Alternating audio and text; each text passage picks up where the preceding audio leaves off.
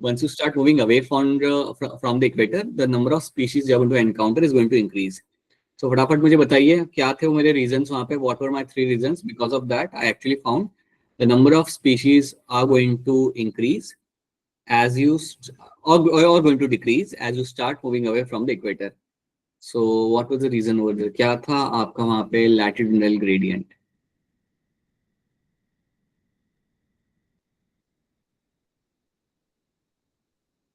I hope सवाल सबको यहाँ पे क्लियर है, ठीक है। मैंने को बताओ क्या होता है उसके अंदर, how does you find good diversity in the tropics, बताओ व्हाई। सर जब नियर द इक्वेटर जाएंगे तो वहाँ पे हाई बायोडाइवर्सिटी होगी, बिकॉज वहाँ पे जो सनलाइट होगी वो डायरेक्ट पड़ेगी, तो जिसकी वजह से जो फोटोसिंथेसिस होगी उसका रेट भी हाई होगा, तो वहाँ पे हाई डाइवर्सिटी जो प्रोड्यूसर्स होंगे उनकी डाइवर्सिटी भी हाई होगी। और जो वहाँ पे जो ट्रॉपिकल रीजन होता है वहाँ पे वो ट्रॉपिकल रीजन जो है वो अनडिस्टर्ब रहे हैं बहुत एजेस की वजह से, तो वहाँ पे डाइवर्सिफिकेशन ऑफ स्पीशीज मिलते हैं हमको। वहाँ पे जो टेम्परेचर वगैरह होता है वो भी स्टेबल होता है और क्लाइमेटिक कंडीशन वगैरह भी वो स्टेबल रहती हैं, और जिसकी वजह से जो डाइवर्सिटी होती है वो ज्यादा होती है। Right, true, that is true over there, ठीक है, that is what you find. So Janvi इसके अंदर ही आप बता दो मुझे कि as I start moving away from the equator, why do I find diversity getting decreased over there? क्यों ग्रीनलैंड में मुझे डाइवर्सिटी वहां पे कम मिलती है? अगर मैं ऐसा आपसे पूछूं तो आप क्या बोल सकते हो? और anyone can raise their hand to answer this. बोलो जानवी, बोलो। सर ग्रीनलैंड मेनली एक पोल्स के पास रहता है, तो पोल्स पे मेनली सनलाइट पहुंच नहीं पाती है, जिससे वहाँ पे फोटोसिंथेसिस का जो रेट रहेगा वो भी कम रहेगा, जिससे प्रोड्यूसर ज़्यादा मतलब प्रोड्यूसर का नंबर भी कम होगा। और सेकेंड रीज़न है कि वहाँ पे स्टेबल मतलब टेम्परेचर नहीं है, वहाँ पे टेम्परेचर मेनली कम ही रहता है बिलो मतलब 0 डिग्री सेल्सियस, तो वहाँ पे लेस डाइवर्सिटी मिलती है देखने के लिए। Right, so have extreme conditions over there, temperature आपका वहाँ पे स्टेबल नहीं है, एक्सट्रीम टेंपरेचर आपका चला जाता है, आपको ऑब्लिक सनलाइट आपको वहाँ पे आ रही है, so that also affects the rate and amount of organic matter formation, that is your photosynthesis. तो ये कुछ आपके यहाँ पे रीजन हो जाते हैं जिसकी वजह से you cannot actually find a good number of species or large number of species in the like poles or towards away from the equator. तो ये आपको क्लियर कट ये सारे रीजंस आपके यहाँ पे मालूम होने चाहिए। Now let's jump on to the आज का topic and let's try to understand few things over here. So now let me start the screen share in this and चलिए हम यहाँ पे देख लेते हैं। We have this.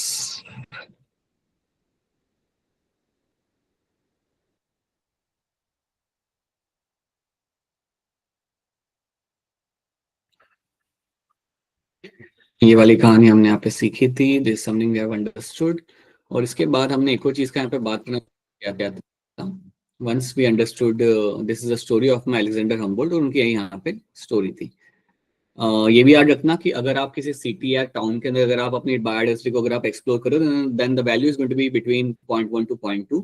बट अगर मैं जाता हूँ किसी कॉन्टिनेंट के अंदर और कॉन्टिनेंट में जाने के बाद अगर मैं एक्सप्लोर करना चालू करता हूँ तो मेरी वैल्यू किसके बीच में आएगी फिर? 0.6 to 1.2। हाँ जी, 0.6 to 1.2 इसके अंदर मेरे यहाँ पे वैल्यू आ जाएगी, ठीक है। तो ये हमने यहाँ पे देख लिया था, that is something we have understood, ये हम यहाँ पे देख चुके हैं, ठीक है, ये सब हमने यहाँ पे क्वेश्चन सॉल्व कर लिए थे।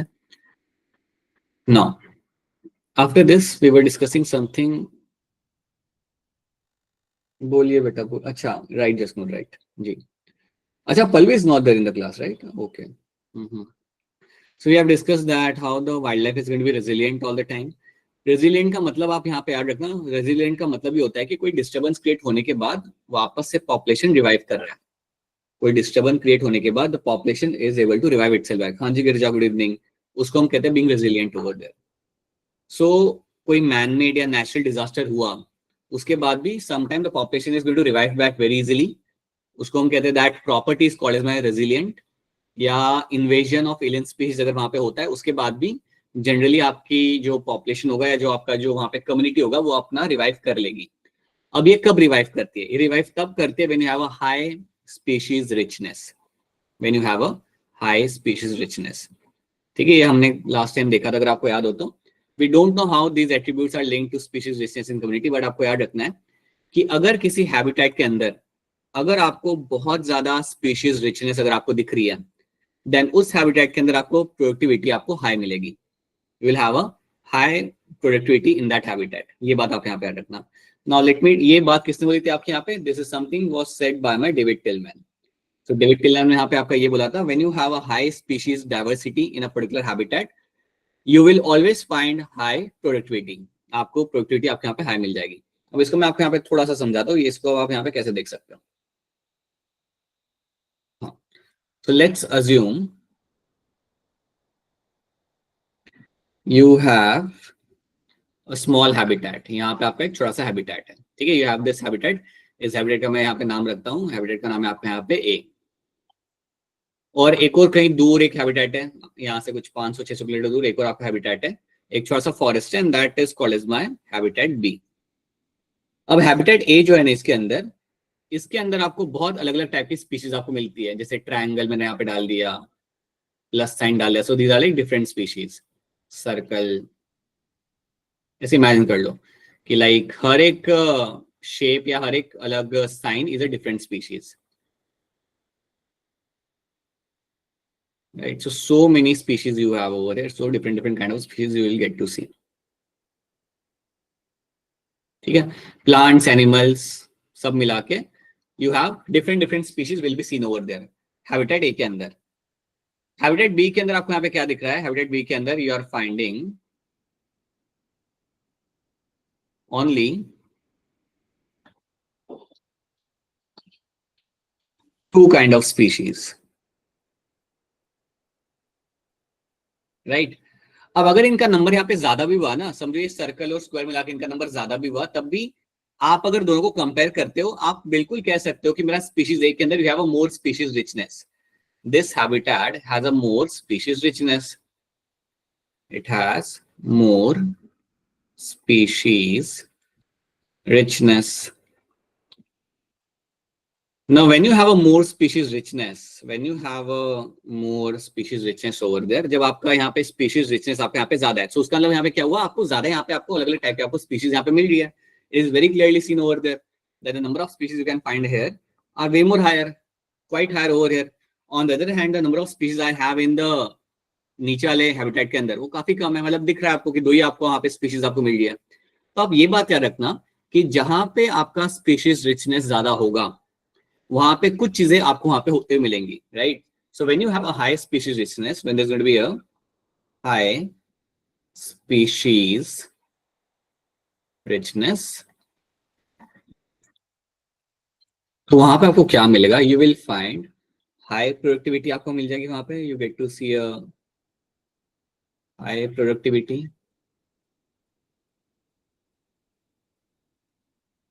सेकेंड चीज याद रखना, it is going to be more resilient to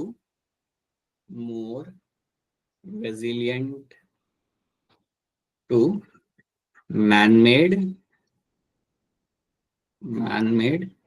and natural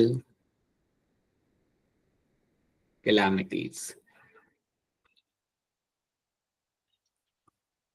right? I can also add over here, अगर आपका it is also more resilient to your alien species invasion.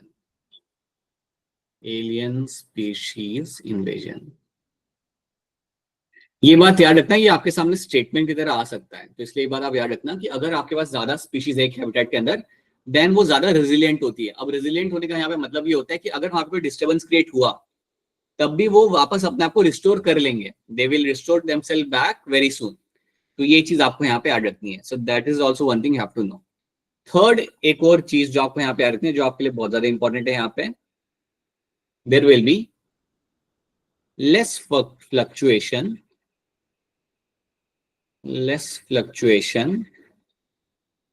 on annual biomass synthesis.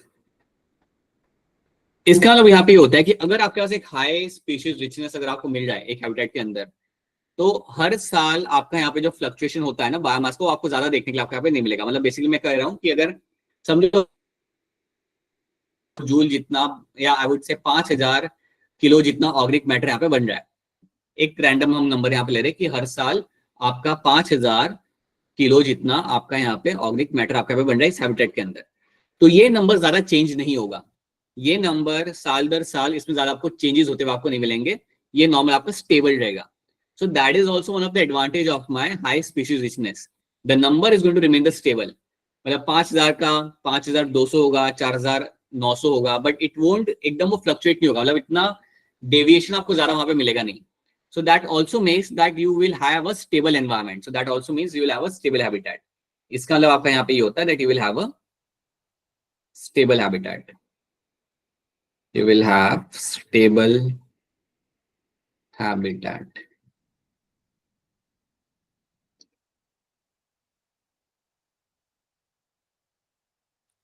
So stability आपको यहाँ पे मिल रही है देखने के लिए. So you have a stability in what? You have a stability in your annual biomass synthesis.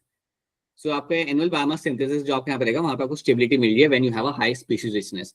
इतनी बात आप यहाँ पे याद रखो. It will have a high productivity, more resilient to man made और natural calamities. Even your alien species invasion अगर होता भी है तभी वो रिवाइव कर लेगा अपने आप को, habitat, population. And you will have less fluctuation on annual biomass synthesis. आपका हर साल का जो आपका फ्लक्चुएशन होता है आपका यहाँ पे ज्यादा आपको नहीं मिलेगा. You will only find fluctuation not happening very high over here. So ज्यादा आपको यहाँ पे फ्लक्चुएशन होते हुए आपको यहाँ पे मिलेगा नहीं. तो ये बात भी आपको यहाँ पे याद रखनी है. This is what you have to know and that is what you find happening over here. तो ये चीजें आप रखेंगे यहाँ पे याद. And this is what you have to remember in terms of my high species richness वाले habitat के अंदर. ये चीज आपको होते मिलती है.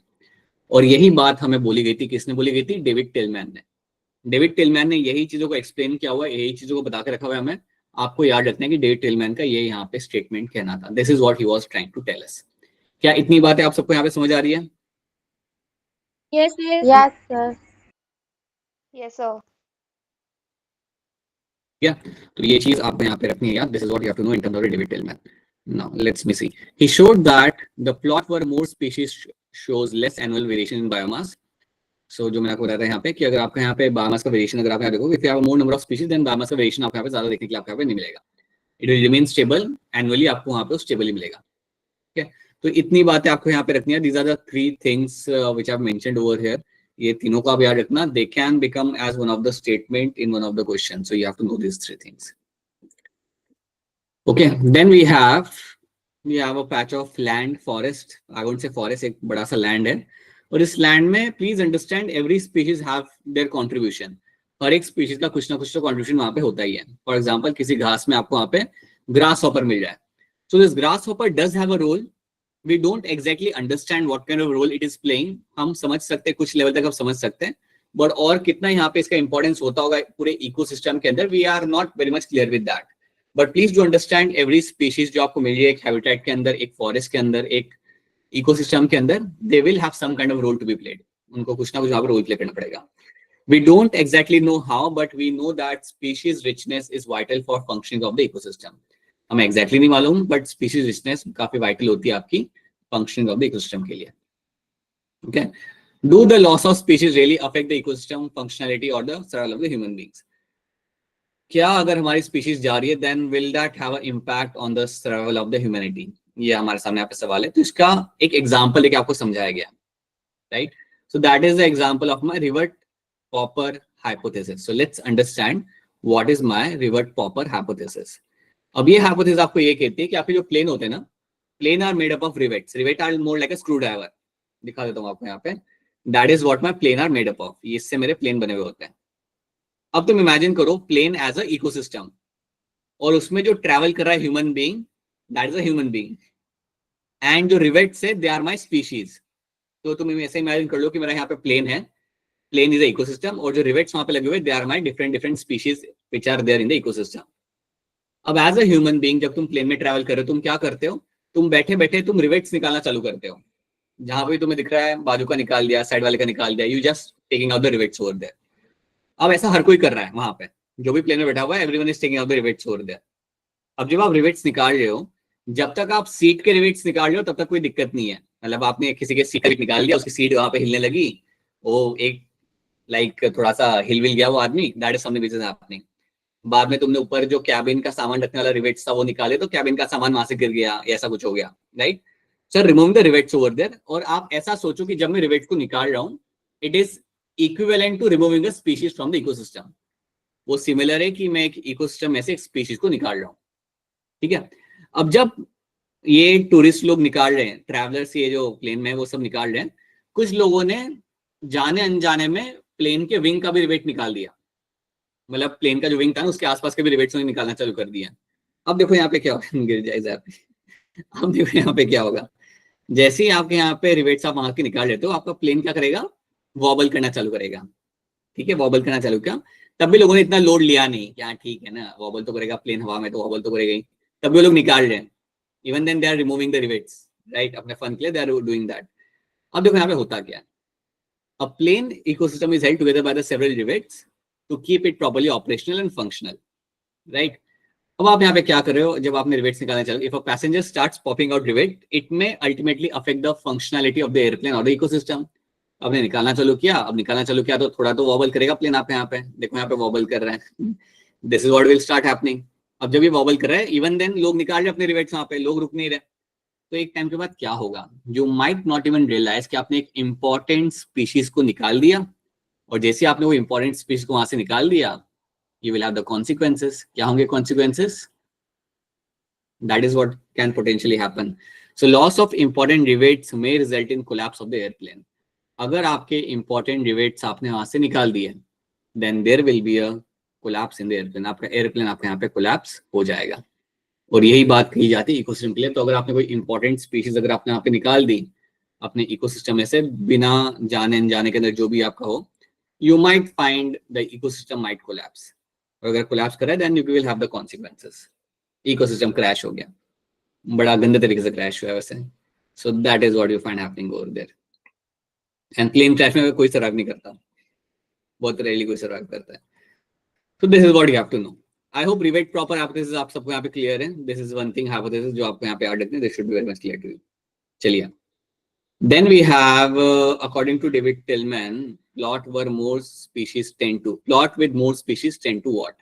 आराम से देखो इस क्वेश्चन को and then raise your hand. According to David Tillman, plot with more species tend to what?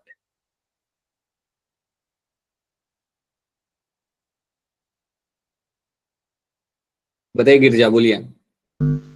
Sir option B. Option B अगर आप मुझे बता रहे हो, option B is going to be correct answer. Yes, so species plot with more species tend to show lesser biomass variation. बिल्कुल, यहाँ पे जो वेरिएशन आपके यहाँ पे होगा वो आपका यहाँ पे ज्यादा चेंज नहीं होता। ईयर टू ईयर वेरिएशन जो आपके यहाँ पे रहेगा बायोमास का, वो आपके यहाँ पे चेंज नहीं होगा। So that's going to be option B.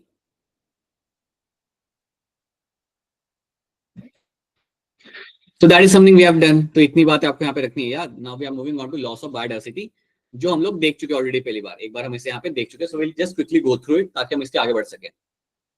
So colonization of Pacific Island, मैंने ये बात आपको बताई थी कि जब पैसिफिक आइलैंड पे लोगों ने अपने आप को कॉलोनाइज करना चालू किया, it has a very adverse effect on the biodiversity of the island, और कई सारी स्पीशीज का यहाँ पे लाइक लॉस हुआ था। Many species actually ended up dying because of the colonization of the Pacific island, right. So जैसे कि आप यहाँ पे देख पा रहे हो कि लोगों ने आके आइलैंड पे रहना चालू किया, और उसके बाद अराउंड 2000 स्पीशीज जो वहाँ पे थी ना बर्ड्स की, वो सारे आपके यहाँ पे एक्सटिंक्ट हो गई। सो ह्यूमन इंटरवेंशन के वजह से आपकी स्पीशीज एक्सटिंक्ट हुई है। That has actually happened in the past. Right now also it is happening. Something we have already discussed this. IUCN red list में आपको बता चुका हूँ, रेड लिस्ट आपके यहाँ पे क्या होती है और उसके आपके IUCN स्टेटस आपके यहाँ पे क्या होता है। Something we have already discussed that. So let's not get into that again. IUCN का फुल फॉर्म आपको यहाँ पे मालूम है।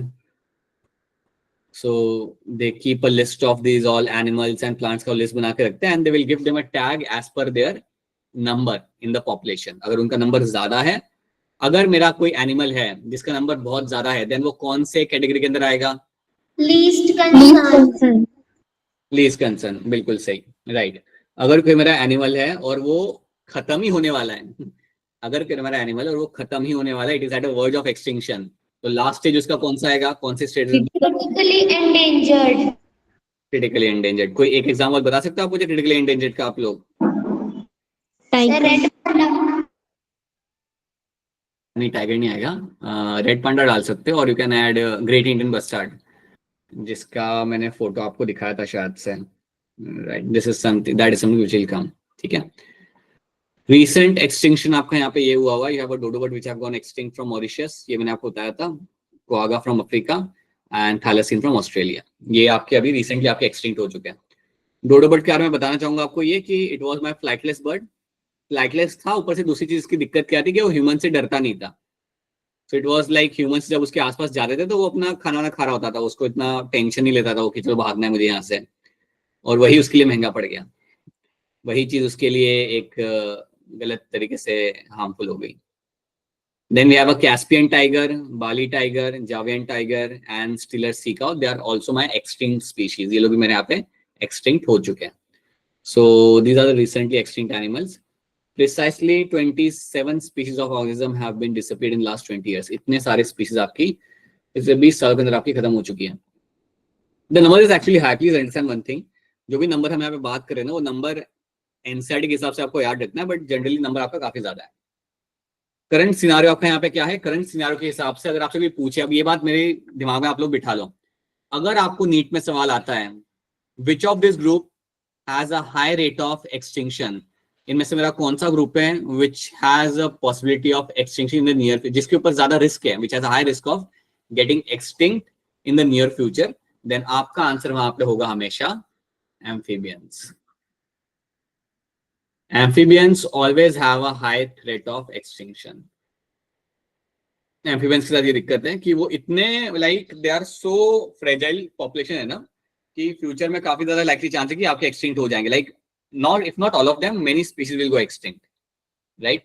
So current scenario of threat में अगर आप यहाँ पे देखते हो तो यहाँ पे भी नंबर आपके एम्फीबियंस का काफी ज्यादा है. या वो 23 स्पीशीज का यहाँ पे नंबर है यहाँ पे. बट मैं आपको एक और चीज इसमें बताता हूँ. Late me just complete this slide. Amphibians का आपको यहाँ पे याद रखना है, बर्ड स्पीशीज का आपको यहाँ पे याद रखना है, लाइक मैमल्स, जिम्नोसम याद रखना है. मतलब you have to just know one thing, amphibians are at a verge of, like they are more at a risk of getting extinct in the near future. More than 15,500 species are face the threat of extinction. ये चीज आपको यहाँ पे याद रखनी है. Now let me tell you one thing. Why amphibians? Why amphibians are like more prone to get extinct? कोई बताएगा क्यों amphibians के साथ ऐसा है? Why amphibians are the chosen one right now? Anyone? Any clue? What do you think? Why amphibians are the chosen one? Why amphibians are the one which are very fragile for extinction? No one. All right. Amphibians के साथ बात यहाँ पे ये है ना, that amphibians always in the microclimate conditions. They have a need of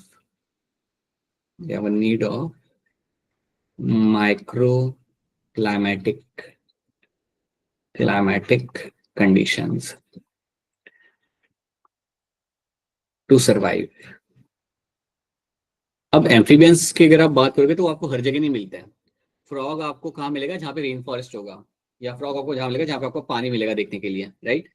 is still an aquatic both. हाँ, Girija, that is also one of the reason they have their life cycle depend on water and land, both of them. So उनका life cycle भी इतना complex है, which also makes them like prone to extinction, and they need that's why they need a microclimatic condition. इनको पानी भी चाहिए, इनको land भी चाहिए, और लैंड के अंदर भी they need to have a right temperature, right. So they are very susceptible to changing temperature. एक तो इनको चाहिए माइक्रोक्लाइमेट कंडीशन यहाँ पे, कि मतलब उनको एक सही टाइप का लाइक एनवायरनमेंट चाहिए जहाँ पे आपका ह्यूमिडिटी अच्छी हो, टेम्परेचर आपका सही हो, राइट. सो व्हेन आई से माइक्रोक्लाइमेट कंडीशन, मतलब that you need a right amount of, you need a like temperature, your humidity. These are some of the example. Humidity has to be perfect. These are the factor which should be at a very correctly aligned with the species. अगर आपका यहाँ पे अगर आपका perfect नहीं होता ना, अगर ये आपका चेंज होता है, देन आपकी पॉपुलेशन सर्वाइव नहीं कर सकती. सिंपल सी बात है. अगर मैं आपको यहाँ पे एग्जांपल दूं, climate change has been a major threat for amphibians. Climate change, आपने ये टर्म हमेशा आप तो पेपर में भी आता ही रहता है, क्लाइमेट चेंज हो गया, क्लाइमेट चेंज हो गया. So when we discuss about something like a climate change ना, सो क्लाइमेट चेंज के आपको यहाँ पे याद रखना है that climate change will have a term that is called as my global warming. ये टर्म भी आपने बचपन में पढ़ा होगा, 8वीं 9वीं या 10वीं के साइंस के बुक के अंदर. एक तो चैप्टर है आपका कोई तो भी एनवायरमेंट वाला, उसमें ये टर्म आता है ग्लोबल वार्मिंग वाला, जहाँ पे आप सीखते हो that what is the global warming. So global warming जब आप इसके बारे में आप बात करते हो, देन याद रखना global warming is a reason because of that what is happening, your amphibians population can decline in future. अगर आपका टेम्परेचर चेंज होता है तो ये पॉपुलेशन आपका सर्वाइव नहीं कर पाएगा. सो फॉर एग्जांपल, अगर वेस्टर्न घाट में you need a average temperature of 12 degree Celsius. ठीक है, आपका वो एवरेज टेम्परेचर है पूरे साल का। अगर वो 12 का 12.5 भी हुआ ना, तब भी आपकी पॉपुलेशन आपकी डिक्लाइन हो जाएगी। So they need a very precise temperature and humidity, और तभी वहां पे सर्वाइव कर सकते, ब्रीड कर सकते। अगर वो चेंज हुआ, you will find the population will decline. तो ये बात आपको याद रखनी है। तो हमेशा याद रखना, अगर आपसे कोई पूछता है why amphibians, then you should know that they need a micro climatic conditions to survive. और अगर आपकी माइक्रो क्लाइमेटिक कंडीशन अगर आपके यहाँ पे फुलफिल नहीं की जा रही, like your temperature and humidity, then these species cannot survive, these population cannot survive. So global warming has been a major reason. अब global warming का main reason हम लोग ही है, we are the reason for the global warming. तो ये बात भी आपको यहाँ पे याद रखनी है, that we are the reason for the global warming. इसलिए humans के ऊपर ही pressure रहेगा और reviving this population back. Okay. Then, so Earth has gone through 5 mass extinctions. Something we have discussed this thing, and 6th one is going on right now. कोई मुझे बताएगा कि हमारा जो छठा मास एक्सटिंक्शन यहाँ पे हो रहा है वो क्यों हमारे लिए कंसर्न है? पहले भी तो हो ही चुके हैं, अभी हो रहा है, तो अभी क्यों कंसर्न हमारे लिए? बोलिए मोनिका, क्यों कंसर्न हमारे लिए? सर बिकॉज ऑफ ये हाई रेट में हो रहा है, मतलब पहले जो होता था वो इतने ज्यादा रेट में नहीं हुआ था, लेकिन अभी जो हो रहा है ना वो बहुत ज्यादा रेट में हो रहा है, इसलिए ज्यादा कंसर्निंग है। क्या रेट था उसका? आज अभी जो हो रहा है उसका रेट क्या है? अभी रेट नहीं पता। रेट नहीं पता, ठीक है। इट इज अराउंड 100 से 1000 times faster than the previous one. ठीक है, और सब लोग एनसीईआरटी पढ़ते रहना, चैप्टर के साथ साथ जब भी टाइम मिलता है ना, एनसीईआरटी पढ़ते रहो। 6 mass extinction event is 100 to 1000 times faster than the previous one, and nearly half of the total species might wipe out in the next 100 years. ये हमारा कंसर्न है। क्या ये हम देख चुके हैं? कॉज ऑफ बायोडाइवर्सिटी लॉस यहाँ पे fragmentation, habitat loss, over exploitation, alien species invasion and micro extinction.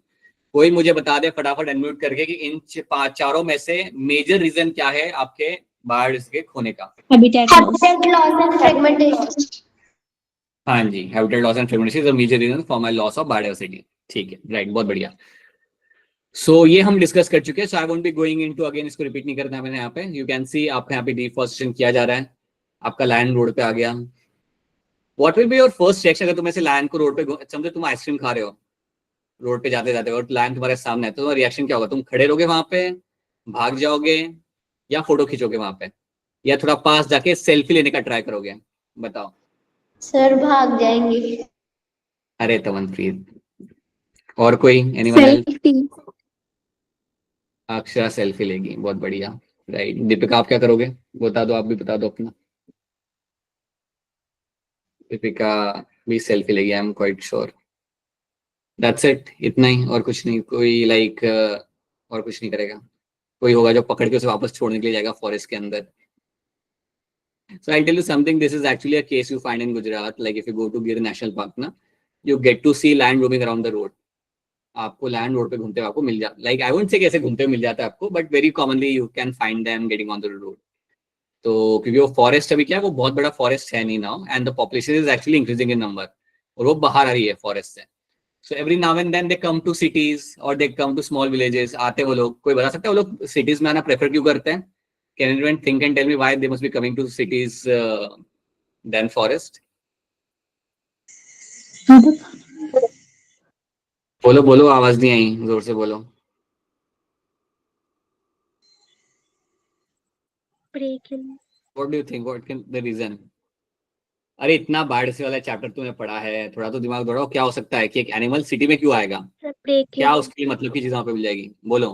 हाँ सर वो प्रे के लिए आ सकते हैं ना, मतलब ढूंढते ढूंढते आ जाते हाँ, और राइट, और क्या हो सकता है इजी प्रे? क्या हो सकता है सिटी के अंदर खाने के लिए? उसे क्या क्या मिल सकता है? हो सकते हैं और डोमेस्टिक एनिमल्स वगैरह। Domestic animals. So generally humans पे अटैक नहीं करते हैं, they target the cattles. Cattles सबसे बड़ा इनका सोर्स होता है खाने का, so they target the cattles, and that is why they are moving into the cities, they moving into the small villages. वो आते घूमने के लिए। कैटल अपने यहाँ तो आप जानते हो ना, अपने यहाँ तो कैटल वैसे भी बाहर घूम रही होती इंडिया में, लाइक वो फॉरेन जैसा नहीं कि कैटल को एक फेंस के अंदर रखते बांध के, अपनी तो घूम रही होती है वैसे भी। They come in the cities and come in the small villages and they hunt the cattles, and it's very understandable. Hunting a cattle is much more simpler than hunting a deer. Deer तो होता है तेज, कूद कूद के निकल जाता है इधर से उधर, right? So that is what is happening right now. So ये तो वहां का पिक्चर नहीं है, it is not a picture belong to Gujarat, but you find that happening, this is something which is happening. Okay, ये एनिमल कौन सा है जो आपके सामने नीचे है, जो अकेला बैठा हुआ है? Koala. Koala beta, koala, yes, it is your koala, which is your marsupial. So you can see what has been happening with them. अब देखो यहाँ पे क्या पिक्चर आप यहाँ पे देख पा रहे हो, that how the rainforest cover has decreased. Rainforest once covered 14% of the earth land area, which is now to reduce to 6%. ठीक है, तो ये आपका यहाँ पे रिड्यूस कर गया, हो गया आपका 6%, इतना आपका यहाँ पे हो गया. Rapid deforestation on at the moment is actually happening right now, उसके वजह से आपका नंबर आपका यहाँ पे कम जा रहा है. आपका जो अमेजोन रेन फॉरेस्ट था उसको अब कन्वर्ट किया जा रहा है एग्रीकल्चर पर्पस के लिए, सो that is a sad thing. Amazon rainforests are being exploited for the farming and grazing of the cattle. ये किया जा रहा है, काफी बड़े लेवल पे किया जा रहा है, and it is going to be harmful for the environment. Over exploitation का एग्जांपल मैंने आपको क्या दिया था? Tell me the example of over exploitation by raising land.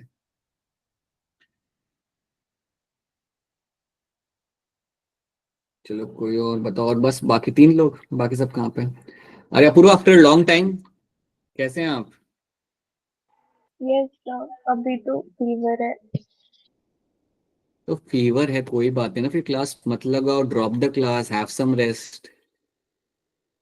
Why? फिर बहुत बड़ा बैकलॉग हो जाएगा. कहाँ का बैकलॉग? इकोसिस्टम ही जा रहा है आपका बायो के अंदर, तो कुछ बैकलॉग नहीं है. कौन सा हम यहाँ पे कैलकुलस सीख रहे हैं?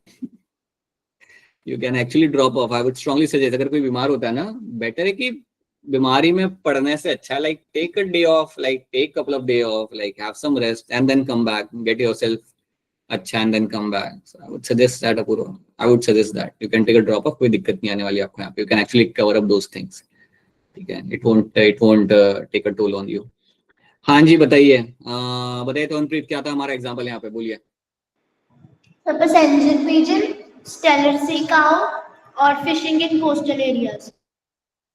क्या होता है फिशिंग इन कोस्टल एरिया के अंदर? सर जैसे मोस्टली मतलब कोस्टल एरियाज में फिशिंग प्रोहिबिट करी होती है from July to October, but कई लोग होते हैं वो उस टाइम में भी फिशिंग करते हैं, जिससे क्या होता है कि जो फिश है वो अपने एग ले करती है, वो उन एग्स को भी पकड़ लेते हैं और वो फिशेस को भी पकड़ लेते हैं, जिससे वो फिशेस का काउंट जो है वो कम हो जाता है एंड उसके बाद फिर उसका नंबर जो है वो डिक्लाइन होना शुरू हो जाता है.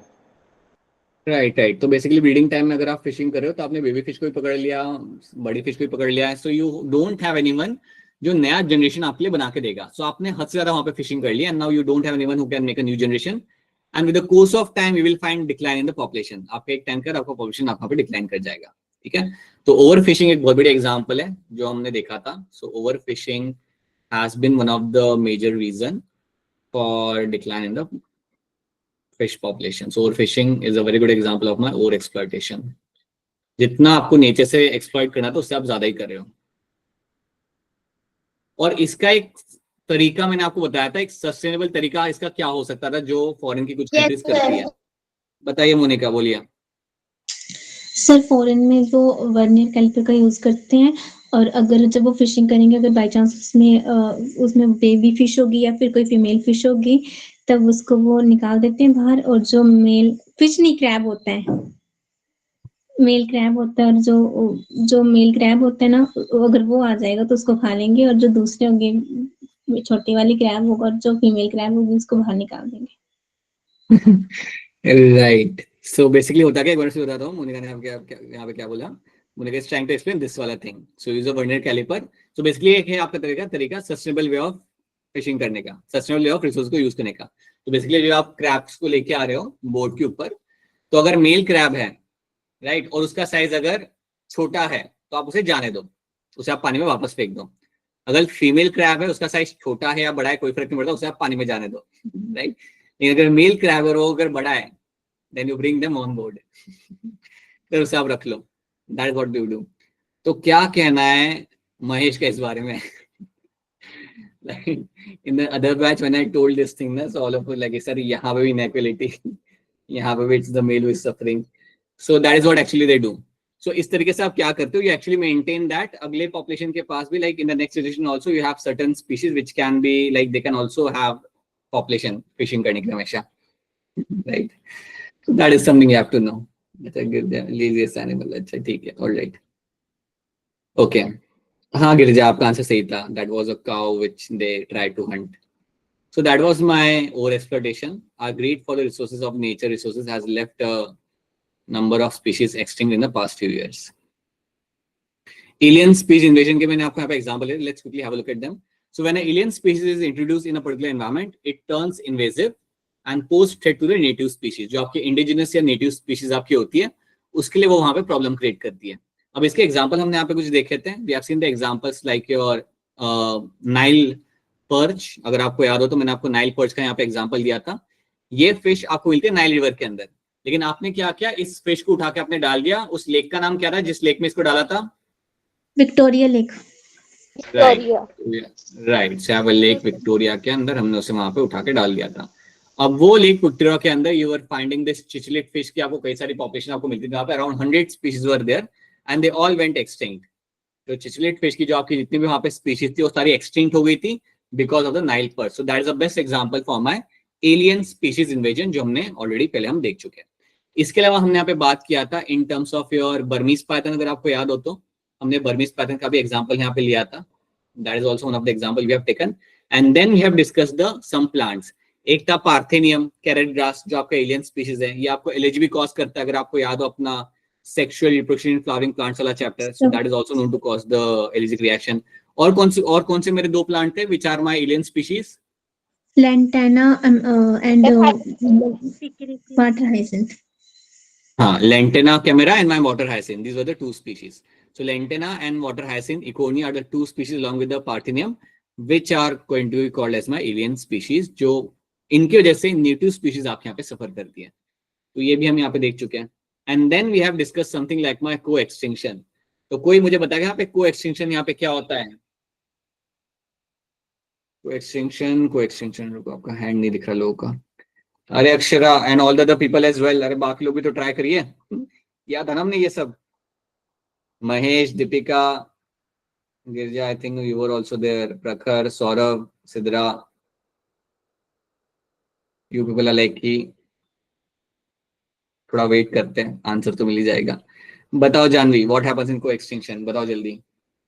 सर इसमें ना एक अगर स्पीसी ए है और दूसरे स्पीसीज पे बी पे डिपेंड कर रही है सर्वाइवल के लिए, तो जब अगर हम स्पीसीज बी को एक्सटेंड कर दे तो मतलब जो स्पीसी ए है वो अपने आप ही एक्सटेंड हो जाएगी. जैसे कि एक जो प्लांट होता है वो पॉलिनेट करा जाता है बाय बैट, ठीक है, और जो बैट है अगर हम उसको एक्सटेंड कर दे तो वो उसका जो पॉलिनेशन होगा वो रुक जाएगा, तो उससे वो भी प्लांट एक्सटेंड हो जाएगा. बहुत सही, राइट, ट्रू, दैट्स ट्रू. तो यहाँ पे ये कहा जा रहा है कि when you have two species and they dependent on each other, right, तो अगर एक गई तो दूसरी भी आपकी जाएगी. यहाँ पे वैसे हम यहाँ पे पहले हम एग्जाम लेंगे यहाँ पे पैरासाइट का. सो when you have a parasite living on the fish, ये मेरा एक पैरासाइट है जो मेरे फिश के ऊपर डिपेंड करता है. अगर मेरे फिश को हमने वहां पे खत्म कर दिया, if my fish goes extinct, ये वाला पैरासाइट भी मेरा वहां पे सर्वाइव नहीं करेगा, it will also go extinct. Okay, so that is example of my parasite and the host. सो अगर मेरा होस्ट गया, then a parasite will be also not able to survive in that environment, so it will also go extinct. इसी के साथ साथ I can also take example of, जैसे कि अभी जानवी ने बोला, you can take example of my pollinators. जैसे flower को pollinate यहाँ पे आपका कर रहा है यहाँ पे bat. So bat is pollinating the flower, so it depends on, and it is also getting its food from flower as well. Petals या nectar वहाँ पे पी रहा है. तो आपके flower के ऊपर flower is totally depend on the bat for the pollination. अगर मैं bat की population को वहां से खत्म कर दूं, अगर मैं बैट की पॉपुलेशन को अगर मैं वहां से खत्म कर दूं, then ultimately my flower population और my plant population will also start declining. तो ये है मेरा यहाँ पे example of my coextinction. अगर एक जाता है तो दूसरा भी वहां पे निकल जाएगा. तो that is also one of the thing we are finding happening. अगर मेरा पॉलिनेटर यहाँ से गया, in some time the flower will also go extinct. तो ये चीज आपको यहाँ पे रखनी है. तो both of them are dependent on each other. तो चलिए कॉन्सेप्ट टेस्ट आपको यहाँ पे देखते हैं. Which of the following animal have gone extinct recently, have not gone extinct recently? इनमें से कौन सा एनिमल है आपके यहाँ पे विच हैजंट गॉन एक्सटिंक्ट रिसेंटली? चलिए हैंड रेज करिए सब लोग यहाँ पे. चलिए बेटा चलिए, बताइए गिरिजा क्या लग रहा है इसका आंसर आपको यहाँ पे? Sir Steller sea cow. अच्छा ओके. क्या लग रहा है आपको सिद्रा, आपको क्या लग रहा है? Sir B. बता रहे हो ऐसे लग रहा है, पूछ रहे हो, समझ नहीं आ रहा बेटा आपका. सौरभ आप बताओ. Sir A option. और वापस बोलना, आपकी आवाज नहीं पहुंची हमारे तक, बोलो जोर से। Sir A option. Jasnoor,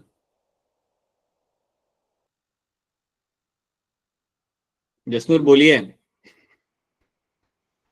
sir मुझे सी लग रहा है। उसी लग रहा है। एंड देन हमारे वेटनरियन, बताइए अपूर्वा।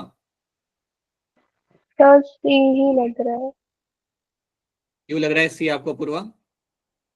सर क्योंकि ये 3 तो अभी पड़ेगा कि रिसेंटली एक्सटिंक्ट है।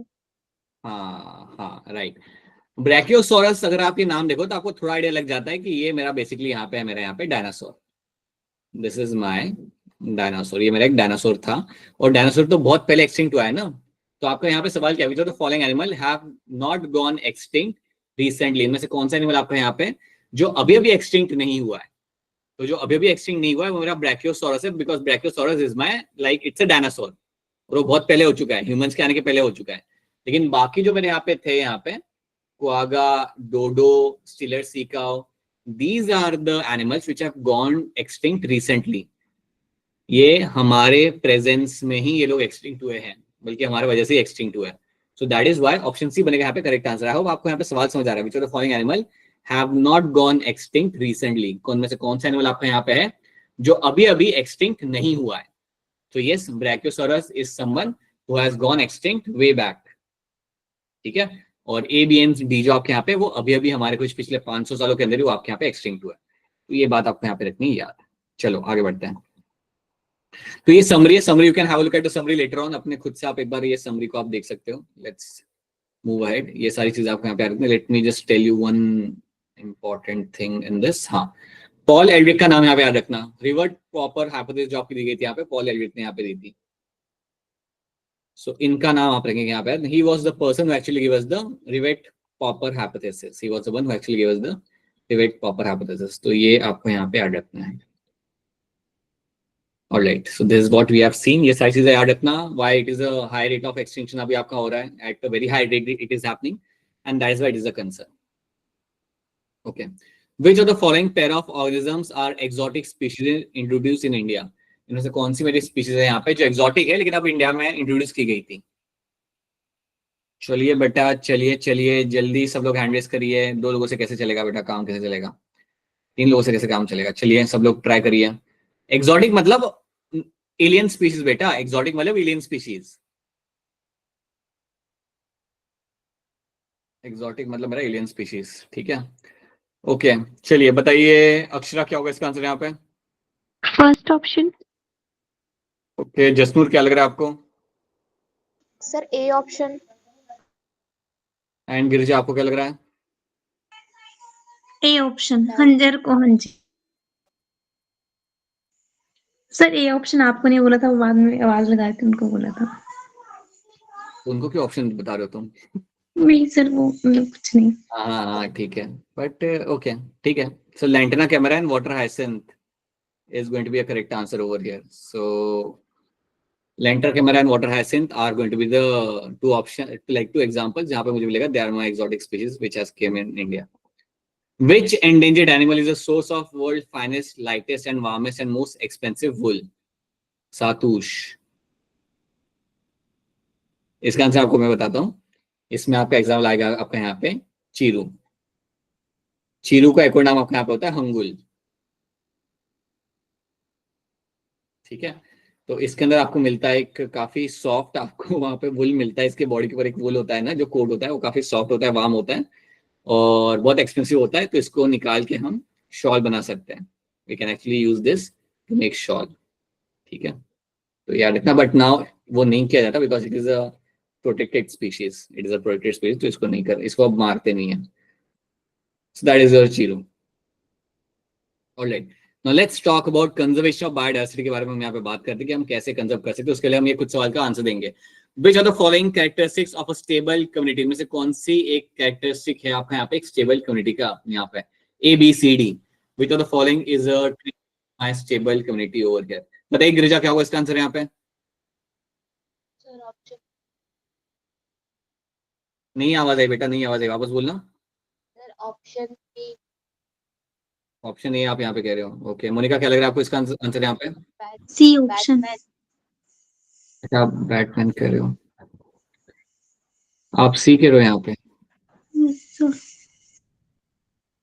Anyone else with the answer? अरे अच्छा सुनो, मेरी बात सुनो आप सब लोग यहाँ पे। देखो मैंने आपको एक चीज बताई थी यहाँ पे, मैंने आपको एक चीज समझाई थी यहाँ पे, दैट जब मैं बात करूँ स्टेबल कम्युनिटी का, स्टेबल कम्युनिटी बेटा वो होती है जहाँ पे आपका year to year annual function fluctuation biomass का आपका नहीं होता।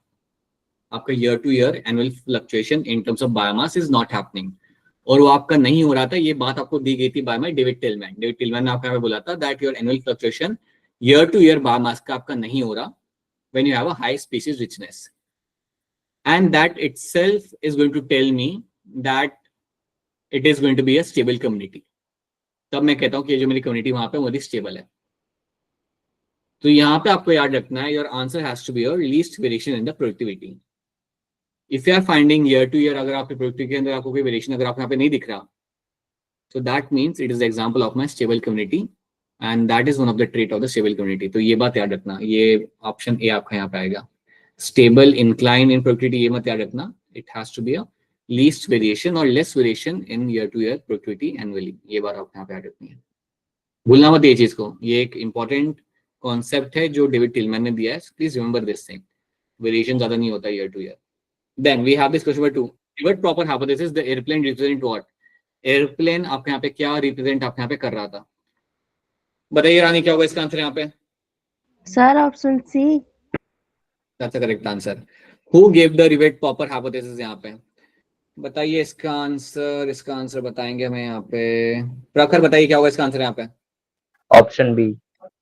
ऑप्शन बी, पॉल एडरिक is the correct answer over here. Yes, ये यहाँ पे इसका सही आंसर यहाँ पे आ जाएगा। ठीक है। Which of the following has been recently gone extinct?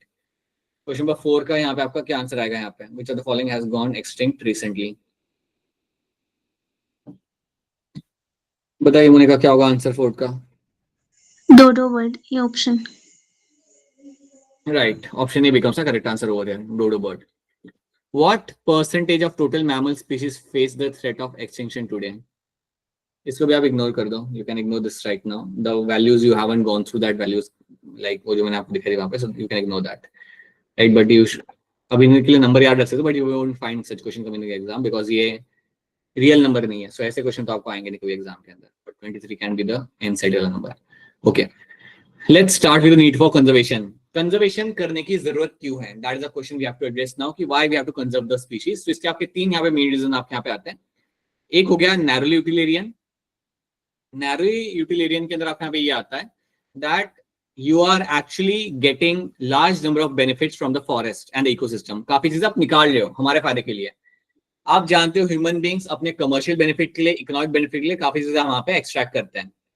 हम वुड एक्सट्रैक्ट करते हैं, हम मेडिसिनल प्लांट्स निकालते हैं वहां से, जूट एक्सट्रैक्ट करते हैं, कॉटन एक्सट्रैक्ट करते हैं। We extract number of things from the ecosystem हमारे कमर्शियल फायदे के लिए, हमारे इकोनॉमिक बेनिफिट के लिए। तो उसे हम बात डालेंगे यहाँ पे आपका नैरोली यूटिलिरियन के अंदर। ठीक है। Then you have a broadly utilitarian. Broadly में आपको यहाँ पे क्या आएगा that the services nature is providing us free of cost. Oxygen हमें वहां पे मिल जाए, रेनफॉल हमें वहां पे मिल जाए, हमारा क्लाइमेट कंडीशन हमारे यहाँ पे मेंटेन की जा रही है। So everything which is nature is giving us, right, जिसके हमें वैल्यू नहीं है, that will come under my broadly utilitarian के अंदर। याद रखना है इसमें even you will find your pollination will come under this. Pollination अगर आपके पॉलिनेटर्स ना हो तो आपको खुद से सब करना काफी अपने लिए मुश्किल हो सकता है। You can not create a pollinator by yourself, you need this species on earth and that is also example of my broadly utilitarian के अंदर। सो नैरोली के अंदर याद रखना जो ह्यूमन निकालते हैं नेचर में से अपने फायदे के लिए, और ब्रॉडली में आप याद रखना जो आपको नेचर प्रोवाइड कर रहा है अपने एंड से, राइट, लाइक ऑक्सीजन आपका हो गया, रेनफॉल आपका हो गया, यहाँ पे हेल्दी टेम्परेचर आपका हो गया, क्लाइमेटिक कंडीशन आपकी हो गई, आपके पॉलिनेशन आपका यहाँ पे हो गया, that is all coming from nature all by itself. तो हो गया मेरे यहाँ पे ब्रॉडली यूटिलिरियन के अंदर। And then you have a ethical reason, वो हम बाद में देखते हैं। एथिकल के अंदर बेसिकली आता है that why it is a moral responsibility of the human being to protect the nature, वो आता है उसके अंदर। सो नैरोली के अंदर you will find argument are pretty obvious. It says humans are dependent on nature for countless things. हम लोग उस पर डिपेंड करते हैं काउंटलेस चीजों के लिए, चाहे हमारा वुड हो गया या कुछ भी हो गया। Okay, so we have like fruits, like industries, medicines, everything will come from the nature. वो हमारा nature से आ रहा है. More than 25% of the drugs currently sold in the market are derived from the plants. 25% is a big number. 25% over is a big number. So 25% of the drugs आपके market में sell किए जा रहे हैं, that coming from the plants. So that's a big number. So आप imagine कर लो कि कितना हमें वहाँ पे benefit मिल रहा है. We still have no idea how many medicinal plants are there in the tropical rainforest waiting to be discovered. हमें अभी भी आइडिया नहीं है कि कितने सारे हमारे मेडिसिनल प्लांट है अभी भी जो हमने अभी तक डिस्कवर नहीं किया, but they are still present and we can actually derive benefit out of them. So we have no idea about that. तो ये बात आपको यहाँ पे याद रखनी है. और आपको एक टर्म याद रखना है, that is my bio prospecting.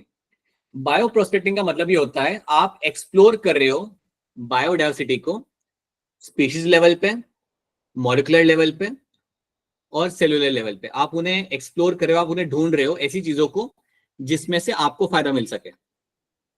Bio prospecting का मतलब ही ये होता है आप यहाँ पे that you are exploring some diversity, you are exploring the species ताकि आपको उनमें से अपने फायदे की चीज मिल सके.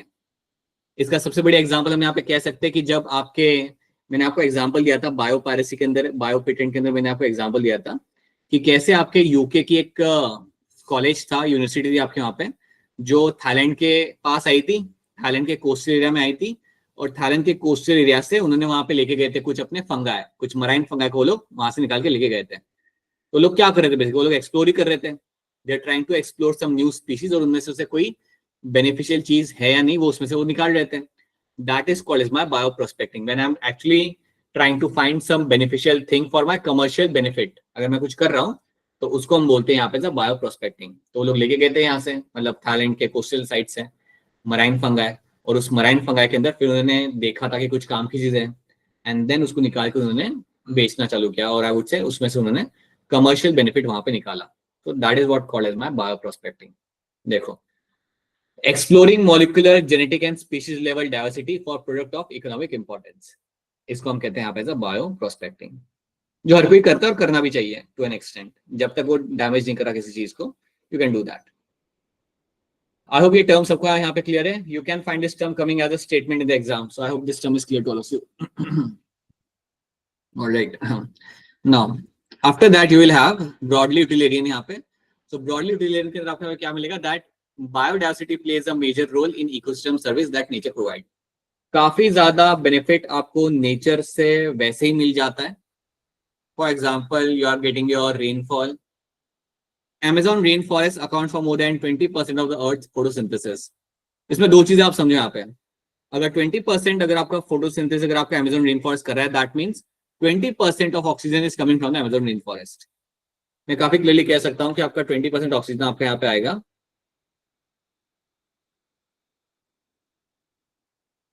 of oxygen is coming from the Amazon rainforest. अगर ये चीज आपकी हो रही है कि अमेज़न रेन फॉरेस्ट अगर आपको 20% ऑक्सीजन अगर आप पे मिल रहा है, आप इसकी वैल्यू तब नहीं लगा सकते जब आप इसकी वैल्यू तभी लगा सकते हैं when you actually go to hospital and you ask for a oxygen cylinder. तब आपको आइडिया लगता है कि ऑक्सीजन की वैल्यू क्या होती है. ठीक है, so that is something you have to understand. So that is what we are getting from nature for free. ये चीज हमें मिल रही है नेचर से free of cost. Then we have something I have discussed already, your pollination. ये भी आपको नेचर से मिल रहा है. Bees and bats are responsible for the most of the pollination in the world that allows plant to produce fruits. They are vital because cost of artificial pollination without them will be too high. बिना इनके अगर आप सब कुछ करने जाओगे ना, artificially अगर आप करने जाते हो चीजों को, देन ये आपके लिए बहुत ज्यादा एक्सपेंसिव हो जाएगा. So we are dependent on them for the pollination. बाकी जो इसमें मेंशन नहीं किया हो लेकिन मैंने आपको बताया था, rainfall, right, a stable climatic condition, everything is happening because coming from the your biodiversity. तो ये चीज आपको रखनी है यहाँ पे याद. And then we have aesthetic value as well. इसके अंदर आप एक और चीज यहाँ पे डाल सकते हो, that अगर आप कभी नेचर में जाते हो तो आपको काफी अच्छा लगता है. We cannot put a price on a tag on some things like for example peace of mind and relaxation that we get from the nature. अगर आप कभी नेचर में जाते हो then you have a sense of peace of mind and relaxation आपको मिलता है देखने के लिए. ओके, इसके ऊपर आप प्राइस टैग नहीं लगा सकते. You can not even have a price tag on this. जैसे अगर आप कहीं पे जाते हो तो ये भी हमें मिल रहा है नेचर से. So we should also protect that as well. That is why also you should conserve nature. Okay. Then you have a ethical reason. अब ethical reason आपको यहाँ पे ये कह रहा है that being a human being, it's our responsibility to conserve all the other species.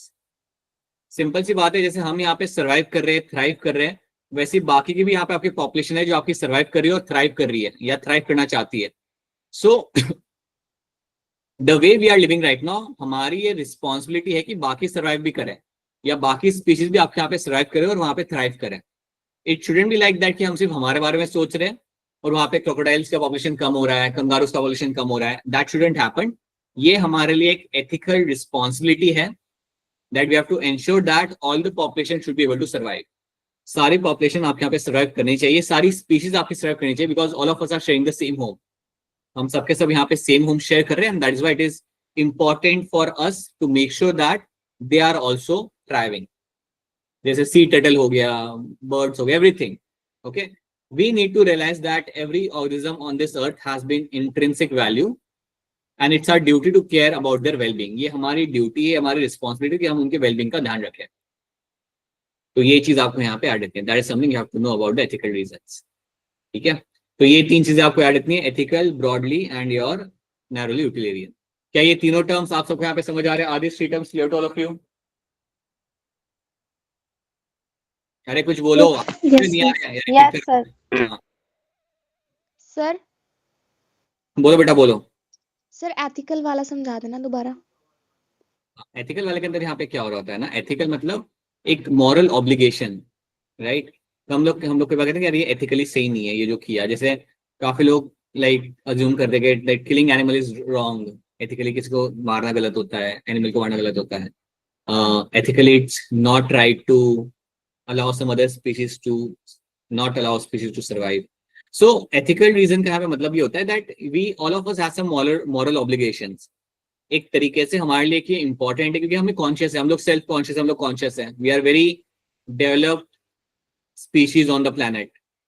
So हमारी ये responsibility है कि बाकी जो species है वो भी survive करें. हम तो कर ही रहे हैं, हम तो thrive करें, survive के हम तो thrive कर रहे हैं, हम तो expand कर रहे हैं, हम तो grow कर रहे हैं. बट हमें इस चीज का भी ध्यान रखना है कि हमारे जैसे दूसरी स्पीशीज डिक्लाइन ना करें. तो जब हमें ऐसा कुछ लग रहा है होते हुए, then we have to take some step to protect them. जैसे आपका सी टर्टल हो गया या कोई दूसरा एनिमल होगा, कोआला हो गया. So we have to take this into account कि हमें उसका फायदा है या नहीं है. हमेशा हमें इसलिए नहीं किसी को बचाना क्योंकि हमें उसका फायदा ही मिल रहा है. अगर कोई स्पीशीज है जिसका हमें कोई फायदा नहीं मिल रहा, बट स्टिल वो वहां पे है हमारे साथ right from the beginning of the planet earth, and that is why it is our responsibility to ensure that कि वो survive करे. So we should take some strong step because of that also. So ethical reason आपको ये भी कह रहा है कि हमेशा सिर्फ इसलिए कंजर्व मत करो क्योंकि आपको कोई बेनिफिट मिल रहा है. You have to conserve them because it's our duty, right? And all species have a value. They all have intrinsic value. चाहे वो कोई भी हो, चाहे वो एक छोटा सा इंसेक्ट हो या एक whale हो, and we have to protect them by any means. ठीक है? And we can create a difference. Being a human being, we can always create a difference for them. So that's how we should do that. Concept test. सवाल यहाँ पे नहीं दिख रहा, option यहाँ पे दिख रहे हैं. So let's ignore this right now. Okay. How to conserve. अब conserve करने के तरीके आपके यहाँ पे क्या हो जाते हैं? So let's have a look at them. So conserve किया जा सकता है दो तरीकों से. You can have a in situ conservation and you can have a ex situ conservation. In situ का मतलब होता है आपका on site. Ex situ का होता है आपके यहाँ पे off site. तो इसको मैं यहाँ पे समझाता हूँ. Let me explain this over here. ये बात भी हमने थोड़ी सी समझी थी, अगर आपको याद होगा तो we have seen this thing to an extent in the one of the class, but still we'll repeat this thing because इसमें से आपके सवाल आते हैं, अच्छे खासे लेवल के सवाल आपके यहाँ से आ जाएंगे. So let's try to understand this thing. Let's talk about my in situ first. In situ conservation की अगर मैं यहाँ पे बात करता हूँ तो इसको हम कहते हैं यहाँ पे एज ऑन साइट. तो फॉर एग्जाम्पल कि अगर आप एक फॉरेस्ट में एज अ फॉरेस्ट ऑफिसर अगर आप घूम रहे हो और अगर आपको दिखता है वहां पे फॉरेस्ट में घूमते कि यहाँ पे तो मुझे लेपर्ड की पॉपुलेशन मुझे यहाँ पे मिल रही है, I can see some leopard roaming around over here. तो अगर आपको वहाँ पे लेपर्ड की पॉपुलेशन अगर आपको मिल रही है, आप फॉरेस्ट में आप रेकी करने के लिए जाते हो, अगर आप घूमते हो आपको दिखता है कि यार यहाँ पे लेपर्ड है, फिर आपको पता चलता है कि यार यहाँ पे तो दो टाइगर भी मुझे यहाँ पे दिख रहे हैं. तो अगर आपको कोई स्पीशीज आपको वहाँ पे दिख रही है जो आपके लिए इंपॉर्टेंट है, then what you can do over there, you can create that area as a national park. और मैं कह सकता हूँ that area as a protected area. So in situ conservation में आप क्या करते हो, you create protected areas. In situ conservation के अंदर आप यहाँ पे क्या करते हो, you create protected areas.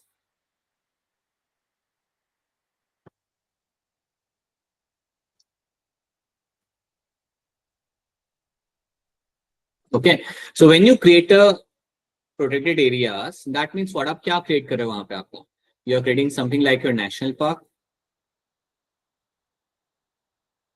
you are creating something like your wildlife sanctuary. I'll just write in short WLS wildlife sanctuary, and you can create something like a biosphere reserve.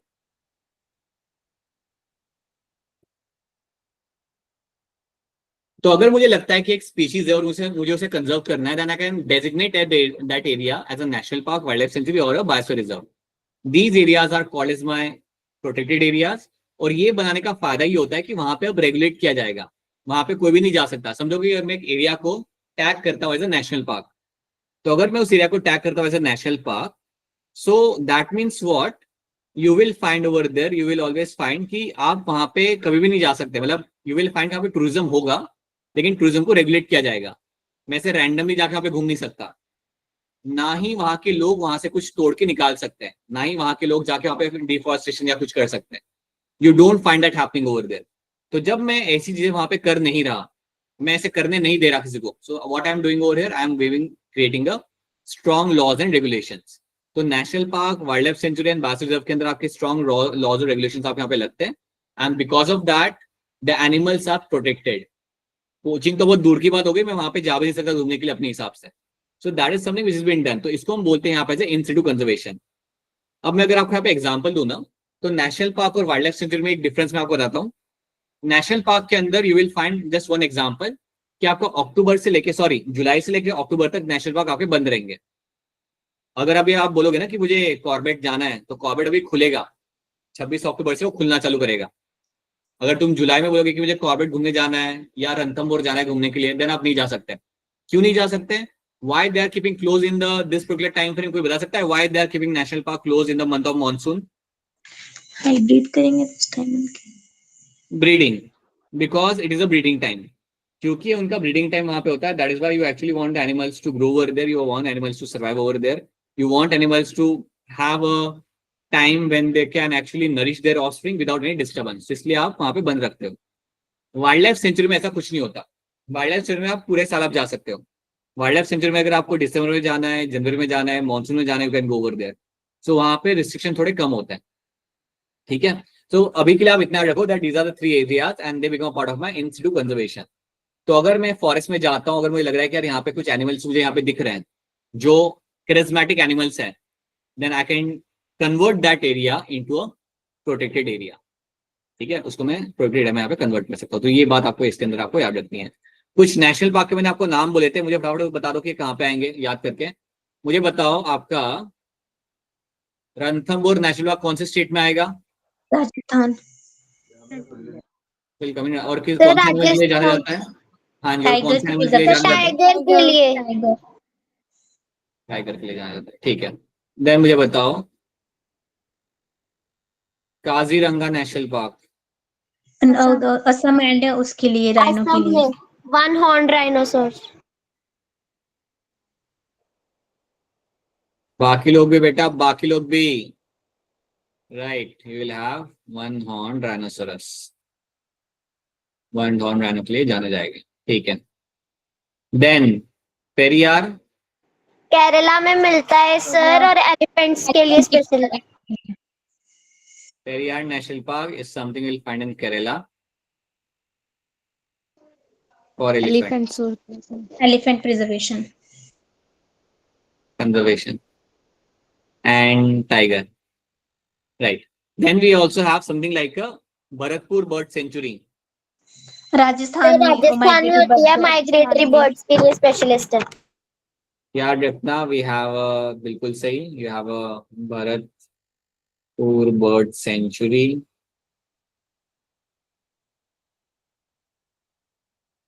And you find them in Rajasthan. तो ये कुछ नाम है जो आपको याद रखने हैं, क्योंकि ये आपके सामने एज ए फॉलोइंग में आपके आ सकते हैं. Rajasthan and they are known for my migratory birds. Migratory birds. Then एक और नाम यहाँ पे जो हमने देखा था, गिर नेशनल पार्क, गुजरात में टाइगर एशियाटिक लायन के लिए डिसाइड करो एशियाटिक टाइगर था या लायन था? नहीं, लायन था, लायन। और ये टाइगर के लिए तुम कभी एशियाटिक टाइगर नहीं बोलते, हमेशा बोलते हो तुम बंगाल टाइगर, एशियाटिक मत। Gujarat for my Asiatic tiger, lion. I know.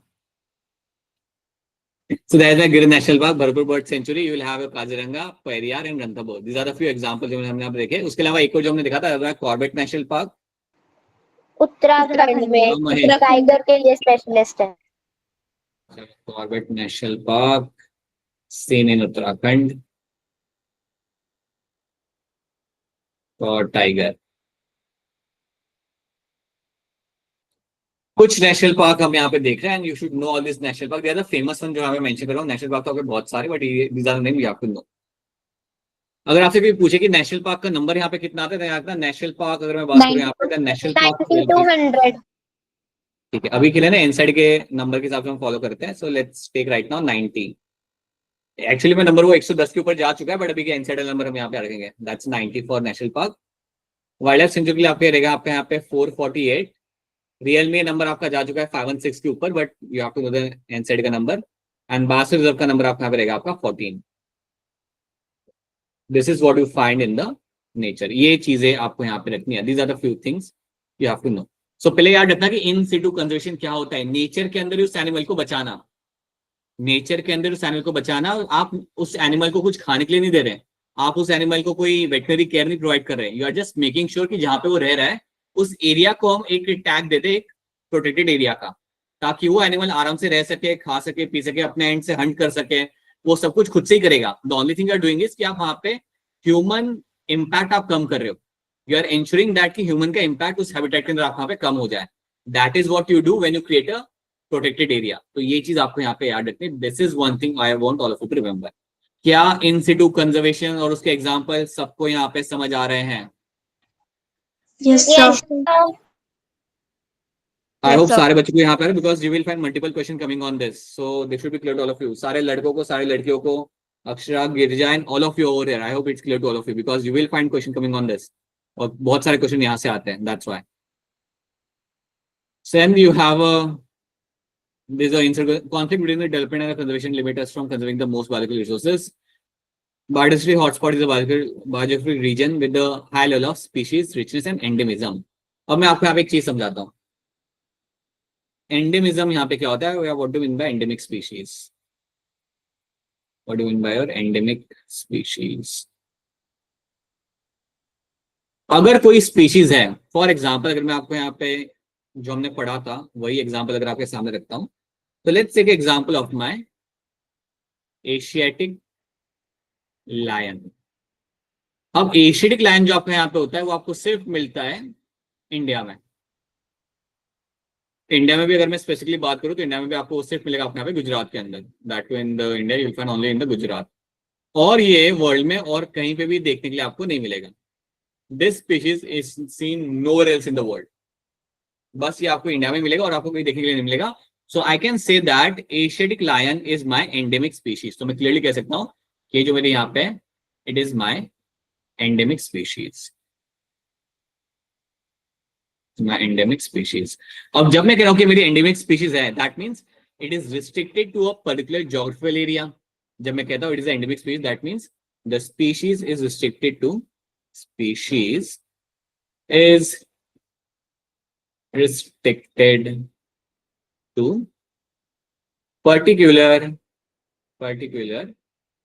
geographical area,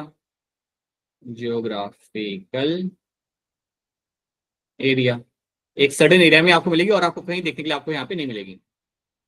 so that is example of my endemic species. तो अगर आपको ऐसी स्पीशीज अगर आपको मिलती है then it's very important for you to conserve them. एक और एग्जांपल आपको यहाँ पे देता हूँ जो आप पहले भी सुन चुके हो। The example is of my great Indian bustard. The example is of my great Indian bustard. So great Indian bustard जो आपका यहाँ पे बर्ड होता है, आपने इस बारे में, मैंने इसके बारे में आपको बताया था पहले भी, it is also endemic to India. This is also going to be endemic to India, और आपको कहीं ये देखने के लिए नहीं मिलेगा. तो अब आपको याद रखना है कि जब भी मैं बोलूंगा कि ये जो स्पीशीज है आपके यहाँ पे मिलेगी और आपको कहीं देखने के लिए आपको नहीं मिलेगी, you don't find GIB somewhere else, ये आपको सिर्फ मिलेगा आपको यहाँ पे इंडिया के अंदर. So that is where we call them as an endemic species. तो याद रखना, आपके जो हॉटस्पॉट्स होते हैं ना यहाँ पे, like your western Ghats, north east India, they do have a high level of species richness and endemism. जो आपको वहां पे मिलता है वो आपको और कहीं देखने के लिए आपको मिलता नहीं है. So that is why we say they show a high level of endemism. तो ये चीज आपको यहाँ पे रखनी है याद. सो एंडेमिक स्पीशीज में याद रखना, you have Asiatic lion, you have GIB, great Indian bustard are the examples, but ऐसी बहुत सारी स्पीशीज आपके यहाँ पे होती है. ठीक है. So let me just complete the definition and then we can wrap things up. The ecological state of the species being unique to the defined geographical zone called as my endemism. ये एक certain geographical zone में आपको मिलेगी यहाँ पे, and that is why we call them as an endemism. जैसे lion tail macaque, जो आपका होता है ये आपको सिर्फ मिलता है वेस्टर्न घाट्स के अंदर. ये केरला कर्नाटका में आपको मिल जाएगा और कहीं पे भी आपको ये देखने के लिए आपको नहीं मिलेगा. Then you have Andaman hawk owl. Andaman hawk owl आपको सिर्फ मिलता है अंडमान आइलैंड के ऊपर और कहीं पे भी आपको देखने के लिए आपको नहीं मिलेगा. So they are the example of my endemic species. ठीक है. काफी इंटरेस्टिंग बंदर है वैसे देखा जाए तो, लायन टेल मकैक. आपको मकैक आया हो, आप समझ जा रहे हो, it is relative to the rhesus macaque, जो तुम्हारे घर के आसपास दिखता है ना लाल मुंह वाला बंदर, उसके ही ग्रुप में ये आता है. But it looks like a lion tail, it looks like a lion, like उसका वो हेड होता है. That's why we call him as a lion tail macaque. But it's a quite interesting animal to be seen. तो ये आपको मिलेगा western Ghats के अंदर, and you can find Andaman hawk owl will be also in the Andaman island people. So these are the example of my endemic species. तो ये term याद रखना, ये टर्म के ऊपर बेस भी आपके सामने सवाल आते हैं, then ये टर्म भी आपको यहाँ पे याद रखना, right? So this is what we have done. ये चीज हमने यहाँ पे देख ली है. So these are just pictures just to tell you that where you find what kind of species. India has 14 biosphere reserve, 90 national parks and 448 wildlife sanctuaries, जो मैं आपको ऑलरेडी यहाँ पे बता चुका हूँ, राइट? तो इतनी बातें हमने यहाँ पे देख ली. Now let's not go beyond that right now. मैं चाहूंगा कि आप पहले इतनी इन्फॉर्मेशन आप यहाँ पे याद रखो ध्यान से, and then we can see few more things after this. ठीक है. फिलहाल के लिए इतनी इन्फॉर्मेशन को आप एब्जॉर्ब करो और एनसीईआरटी पढ़ो, क्योंकि यहाँ पे क्या है ना, एनसीईआरटी में जो भी उन्होंने लिखा हुआ है वहाँ पे नंबर लिखा हुआ है, that is number you have to know. वो नंबर आपको यहाँ पे याद रखना पड़ेगा, यहाँ पे आपको याद करना पड़ेगा. So please ensure that you do that thing, right? So that is what we have done. अब इस चैप्टर में रहता क्या है? इफ चैप्टर में आपका रह जाएगा यहाँ पे सिर्फ one more thing, ex-situ conservation and sacred groves. These are the two things we have to do, and couple of small things. World Summit, Earth Summit क्या होता है, हम यहाँ पे देख लेंगे. उसके बाद हम करेंगे यहाँ पे question solving. So we'll be doing some question solving for this chapter, and once we are done with everything, then we can move on to plan B, जो हमारा अलग रहेगा थोड़ा सा. So that is something we'll be doing. So आपका ये chapter आपका खत्म हो जाएगा. Tomorrow we have a lecture ना रात को 8:45 को. Yes, tomorrow we'll complete this chapter. तो कल आपका ये चैप्टर हो जाएगा खत्म. उसी के साथ साथ आपका 12th का सिलेबस भी अल्टीमेटली आपका खत्म हो जाएगा. ठीक है. तो एनसीईआरटी पढ़ो and make sure that you keep on solving the module. That's what you have to do. और अपने बताइए किसी का कोई सवाल है, कोई कंसर्न है तो बताइए, अगर कोई सवाल हो आपका यहाँ पे. तो अगर कोई सवाल नहीं है then yes we can wrap this up.